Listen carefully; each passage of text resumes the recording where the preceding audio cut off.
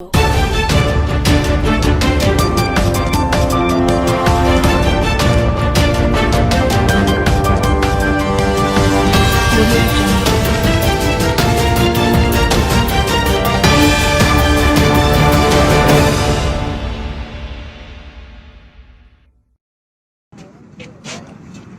जो वार्ता थी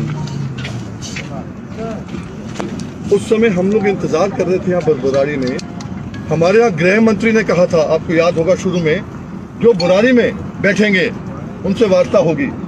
उस समय बुराड़ी में कोई नहीं था। उत्तर प्रदेश उत्तराखंड के लोग उसके बाद आए, इनकी गाड़ियों के नंबर इनके पास है, सब बाद में आए हैं, गृह मंत्री के कहने के बाद में आए हैं। और यहाँ पर जो लोग यहाँ पर इकट्ठा हुए, ये कोई साधारण किसान नहीं है, ये सब किसान नेता हैं। कोई ब्लॉक का है, कोई तहसील का है, कोई जिले का है, कोई मंडल का है, कोई प्रदेश का है। और यहाँ पर आज भी लगभग 2-2.5 हजार किसान नेता हैं जिन्होंने तय किया कि आने के बाद, कोई 2 दिन का मैंने टाइम दिया कि आने के बाद हम लोग तय करेंगे क्या करना है। और अभी हमारी मीटिंग खत्म हुई और मीटिंग में ये तय किया गया है कि सरकार ने हमारे साथ धोखा किया, उत्तर प्रदेश और उत्तराखंड के साथ धोखा किया है। हमें लोगों ने कहा यहां जैम कर लो, वहां जैम कर लो, तभी सरकार सुनेगी। हमने कहा सरकार को मौका देना चाहिए। और हमने बुराड़ी में बैठकर, कुछ लोगों ने इल्जाम भी लगा दिए, 25 साल से हमने 50 से लेकर 60 हजार करोड़ रुपया किसानों के घरों में दिलवाया है, सब सरकारों से लड़कर। उसके बावजूद हमने कहा, और हम ही लोग थे जो 25 साल से लोग रेल रोक रहे हैं, झोटा बोगी रोक रहे थे, चक्का जाम कर रहे थे, बसों में आग लगा रहे थे। हमने सब बंद करवा दिया और कोर्ट के दायरे में लोगों को लेके आ गए हम लोग। और वही उत्तर प्रदेश उत्तराखंड पहले एक था, फिर बाद में जब अलग अलग हो गया, अब भी हमारे कानून एक है। हम लोग इकट्ठी बात करते हैं। देश में 300 लाख मेट्रिक टन गेहूं, 300 लाख मेट्रिक टन धान, जबकि हरियाणा पंजाब मिला के 200 लाख मेट्रिक टन नहीं होता, ना धान ना गेहूं। वहीं पर गन्ना पूरे प्रदेश में क्या, पूरे देश में 1 नंबर हम लोग करते हैं। और चीनी भी 1 नंबर पे होता है, महाराष्ट्र हमारे बाद आता है। और फिर भी हमारे किसानों से बातचीत ना हो। ये बिल क्या हमारे लिए अलग है, इनके लिए अलग, किसी और के लिए अलग है?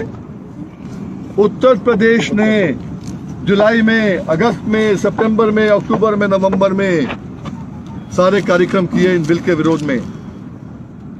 और कार्यक्रम किए वहां पर।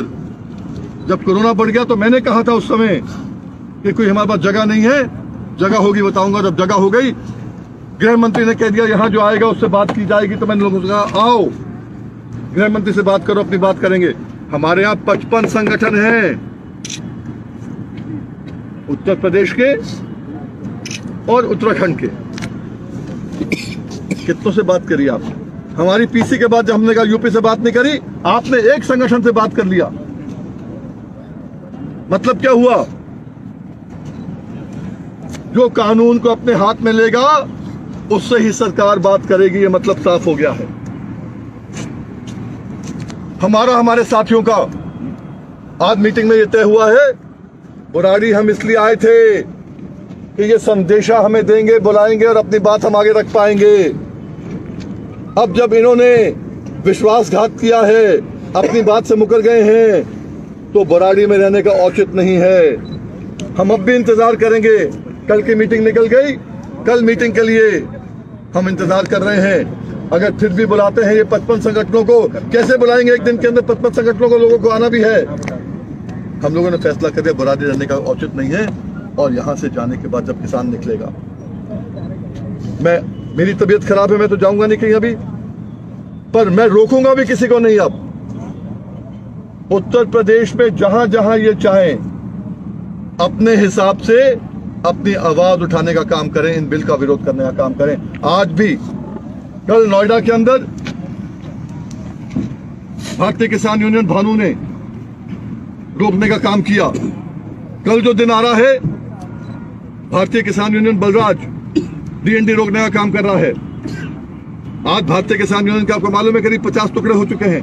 पर हर आदमी कहीं ना कहीं विरोध करना चालू कर रहा है।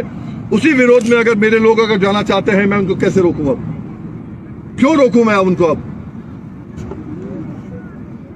इसलिए देश को भी मालूम होना चाहिए कि अगर जो आदमी, जो संगठन, जो नेता उत्तराखंड के हैं, जो नेता यहाँ के हैं, उत्तर प्रदेश के हैं, जिन्होंने संयम से काम लिया है, जिन्होंने कहा है हम बातचीत इसलिए करेंगे क्योंकि जब देश की सरकार, प्रदेश की सरकार सुप्रीम कोर्ट में, हाई कोर्ट में हार जाती है तो हम ही लोग जाते हैं और जीत के आते हैं। मतलब क्या हुआ?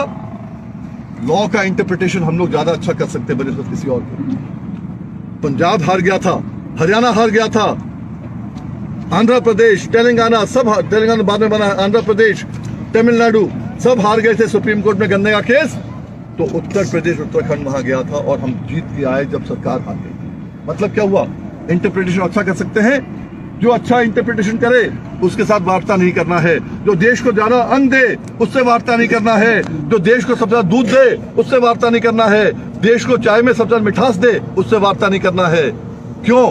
क्योंकि वो संयम से काम कर रहे हैं, क्योंकि वो होम मिनिस्टर की बात मान रहे हैं। पहले हमें प्रधानमंत्री पे विश्वास नहीं था। प्रधानमंत्री ने चुनाव में कहा था 2017 में उत्तर प्रदेश उत्तराखंड के अंदर 14 दिन में पेमेंट करेंगे वरना ब्याज देंगे। नहीं हुआ, आज भी पेमेंट नहीं हुआ। उन्होंने कहा था हम जो हैं आपका कर्जा मुक्त करेंगे, आज भी कर्जा मुक्त नहीं हुआ। उन्होंने कहा था C2 + 50% देंगे, आज तक कह रहे मैंने दे दिया। अरे डंके की चोट पे कहते प्रधानमंत्री जी C2 + 50% दिया हो, हम सब किसान राजनीति छोड़ देंगे। आपने नहीं दिया, आप झूठ बोल रहे हो। आपने दिया A2 + FL दिया आपने। वो जो मनमोहन सिंह ने 2008-9 में गेहूं में दिया था, आपने वही धान में दिया है। जब आप लोगों को समझ ही नहीं है तो फिर आप किसान वार्ता क्यों कर रहे हैं? और किसान की वार्ता आपको करनी है तो 5 मिनट लगते हैं केवल। आज 7 घंटे की वार्ता एक, 3.5 घंटे की वार्ता एक, और एजेंडा आपका सेट नहीं हुआ अभी तक। 10 घंटे में तो एजेंडा सेट नहीं हुआ आपका अभी तक। आगे क्या वार्ता, कितनी वार्ता करोगे? भाजपा में बेशक आ गया हो सनी देओल, पर उसका डायलॉग मत चलाओ, तारीख पे तारीख, तारीख पे तारीख और कोई फैसला नहीं। वही आप कर रहे हो। 13 तारीख को आपने क्यों नहीं कहा कि 5 मेंबर की कमेटी बननी चाहिए? क्यों नहीं कहा आपने उस समय? क्योंकि आपने 3 तारीख दे दी, फिर आपने 1 कर दी। आपने पहले क्यों नहीं कहा कि नहीं भाई 5 मेंबर होंगे? अगर ये उसको छोड़ देते फिर आप अब नया रास्ता दिखाएं, क्योंकि इनका वही है तारीख पे तारीख। आगे डेट दो, आगे डेट दो। आज 3 तारीख में क्या होगा? जब 30 तारीख को मोदी जी ने बनारस में कहा, मां गंगा की कसम खाई, ये बिल बढ़िया है, किसान के फायदे में है। अब कसम उल्टी कैसे कर लेंगे प्रधानमंत्री जी कि कहेंगे बिल बेकार है, मैं वापस ले रहा हूं? नहीं वापस लेना, सीधा मना करो। अगर आपको लगता है, सबसे बात करना भी एक चैनल पे था, मैं बीजेपी स्पोक्स पर्सन कह रहा था हम सबसे बात करना चाहते हैं, समय लगेगा। अगर समय लगेगा, केवल 10 मिनट में, केवल 10 मिनट में आप एक ऑर्डिनेंस बनाइए और राष्ट्रपति से साइन कराइए कि जितने 3 पुराने बिल हैं वो सस्पेंशन में रखे जाते हैं। बस वापस मत लीजिए, सस्पेंशन में रखिए, सबसे बात करिए और बात का जो नतीजा निकले उस पर अमल करिए। क्योंकि अगली फसल तो आनी है सरसों की, गेहूं की, आएगी मार्च में, अप्रैल में, 5 महीने में है आपके पास समय, करिए ना। पर नियत साफ हो तो। आज नियत साफ नहीं है, तभी तो जो लोग बुराड़ी में बैठे हैं उनको आप जो है, उनको आप कह रहे हो कि नहीं उनसे वार्ता नहीं है, क्योंकि संयम से बैठे हैं, शराफत से बैठे हैं। ये क्या मैसेज दे रहे हो पूरे देश को? और उत्तर प्रदेश जिस दिन पहले भी इसी रास्ते पे था, 25 साल से हम लोगों ने सबने मिलकर उसको कानून की व्यवस्था के अंदर, कानून के एम्बिट में लेके आए थे। हाई कोर्ट, सुप्रीम कोर्ट ने बहुत आदेश दिए हैं। और अगर आप चाहोगे कि किसान उग्र हो जाए, बहुत बड़ा आप गलत काम करोगे, सरकार को मैं कहना चाहता हूं। इसलिए फिर आखिरी में रिपीट करना चाहता हूं, क्योंकि हम आए थे होम मिनिस्टर के आश्वासन पर कि जो आओगे तो आपकी बात को सुना जाएगा। मैं तो यहीं से उठा लेता। वो आश्वासन इन्होंने पूरा नहीं किया तो हमारे बुराड़ी रहने का कोई औचित नहीं। अभी भी आपने देखा, कल से जो लोग थे सब नए चेहरे हैं, सब बाहर के लोग आ रहे हैं, बाहर से सब यूपी के हैं, किसी ने कल कहा, एक चैनल ने, हमारी लड़ाई भी हुई चैनल पे, उन्होंने कहा हमसे कि भाई यहाँ शाहीन बाग की लोड़ है, यहाँ पर भीम आर्मी की आ रहे हैं। हमने कहा एक बता दो कौन है यहाँ पर। बदनाम मत करो जो लोग शराफत से बैठे हैं, जिसे कहते हैं कि भारत शराफत का ये कमजोरी मत समझो आप। हम लोग अपनी आई पे आ गए तो फिर आपको बड़ी मुश्किल आएगी उत्तर प्रदेश के अंदर। और हम इंतजार कर रहे हैं, और इसलिए इंतजार नहीं कर रहे हैं, हम यूं नहीं बैठे हैं कि आप हमें बुलाइए। हम इसलिए कह रहे हैं क्योंकि हमने विश्वास किया गृह मंत्री पर। ये ना हो कि हम अभी निकल जाएं तो गृह मंत्री करें हम तो शाम को आपको न्योता भेज रहे थे। हम ध्यान दे रहे हैं, न्योता नहीं आता है तो ना आए। वैसे भी कौन सा तीर मार लेंगे न्योता देखे वो। अगर बात सुननी होती तो पहले सुन लेते।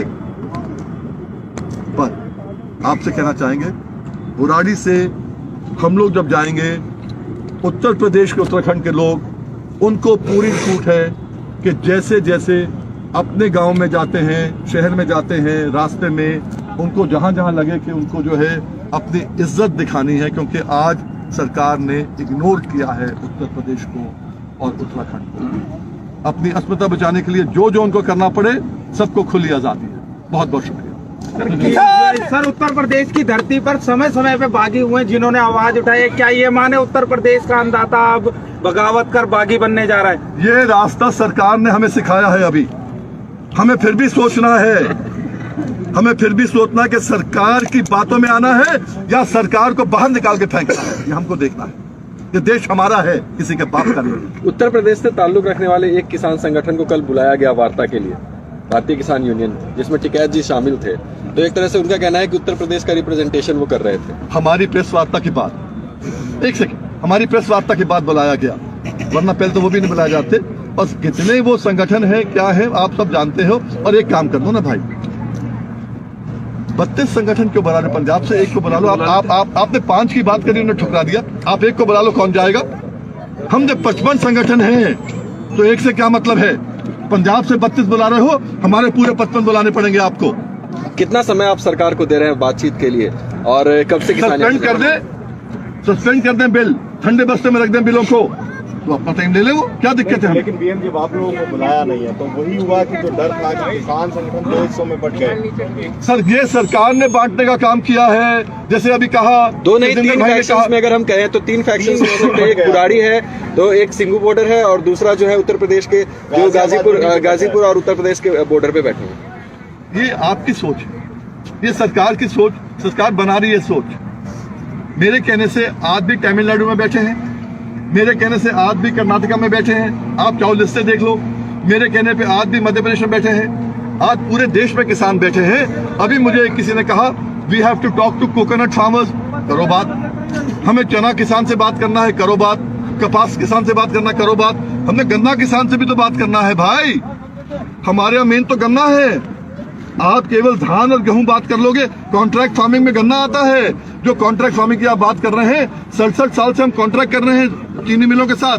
वो कॉन्ट्रैक्ट आपके कॉन्ट्रैक्ट जो आ रही है फार्मिंग, उसका हिस्सा है। जिस AIKSCC के नीचे आपने 250 से ज्यादा किसान संगठनों को एक साथ जोड़ा, क्या उसमें अब थोड़ा सा डिवीजन क्रिएट हो गया है, आप मानते हैं? बिल्कुल नहीं। उसमें मैं बता देता हूँ, ये बहुत लोगों को गलतफहमी है कि अखिल भारतीय किसान संघर्ष समन्वय समिति में एक डिवीजन हो गया है। आपको मालूम है, आज जितने लोग पूरे देश के आसपास आए हैं, इससे ज्यादा लोग 2 साल पहले हमारे आए थे। सबको मालूम है, इसमें कोई राय नहीं है।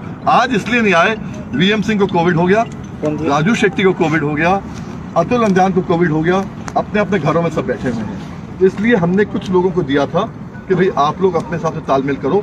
मैंने खुद तालमेल किया था 27 अक्टूबर को रकाबगंज गुरुद्वारे के अंदर। ये पंजाब के संगठन हम ही लेके आए थे, हम लोगों ने उनको शामिल किया था।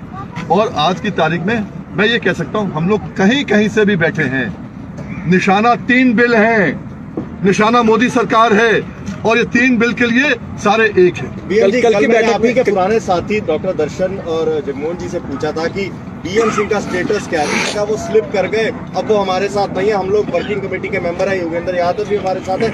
मेरा सवाल पूरा है, अमित शाह ने योगेंद्र यादव के नाम पर मोहर नहीं लगाई, लेकिन उन्होंने खुद कहा कि मैं किसान आंदोलन के लिए नहीं जाना चाहता, तो ठीक है आप लोग जाइए। तो अब आप उनके साथ हैं या नहीं? पहला। दूसरा, AIKSS का स्टेटस क्या है, आप कन्वीनर हैं या नहीं है? आप बताओ। AIKSCC जो है बनाई थी राजू शेट्टी, VM सिंह, अय्यर ने। हमने इन लोगों को साथ लिया था और मेरे हिसाब से आज भी साथ है, पर हमने उनसे कहा था कि पंजाब का जत्था जब एक है तो ये 12 संगठन AIKSCC के पंजाब के साथ रहेंगे।